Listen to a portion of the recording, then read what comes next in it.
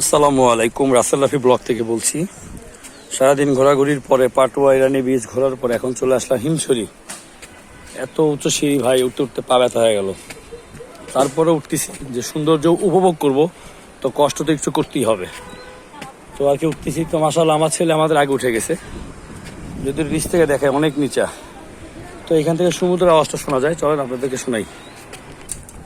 তো ভাই প্রথম ধাপ পার করলাম, এখন সেকেন্ড সিরিজে উঠতেছি। অনেক উচ্চ ভাই। তো ওঠার পরে দেখাচ্ছি আপনাদেরকে পাহাড়, সাথেই থাকুন। তো ভাই এখনো উঠতেছি, আমাদের ওটা শেষ হয় নাই। এটা হচ্ছে আপনার হিমছড়ি। হিমছড়ি যে পাহাড়টা বলে, তো সেই পাহাড়। তো দেখেন কত নিচা। তো আর কি ভালো কিছু, আগে যা বললাম, ভালো কিছু পাই দিলে উঠতে হবে। আমার ছেলে উঠতে উঠতে এখন মানে বসে পড়ছে, তার আর পা চলতেছে না, অনেক অনেক ব্যথা।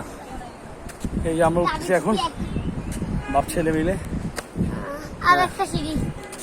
এই তো অনেক নিচু দেখেন। এখান থেকে যদি দেখাই পাহাড়ের আওয়াজ শোনা যাচ্ছে।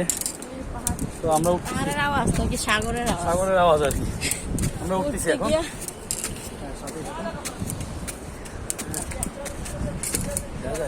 হ্যাঁ, তো আসেন আমাদের সাথে, আমরা উঠতেছি।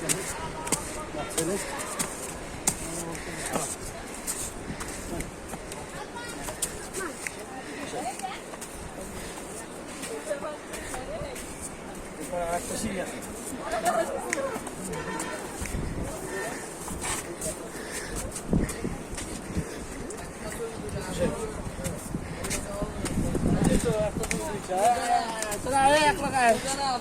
না আমি বুঝি না, প্রথম আইছি বেড়া এই তো কক্সবাজার বেড়া, আমি বুঝতে পারি নাই। আরে চশমা ভাড়া নাই কোনো, আগে কইলাম হয় তো সুন্দর সত্যি সত্যি। আরে ভাই বলার মতো না।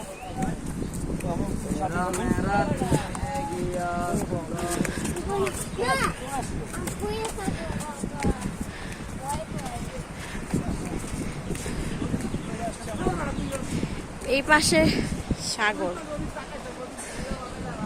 বিশাল সাগর, আর এই সাইড পুরোটা পাহাড়।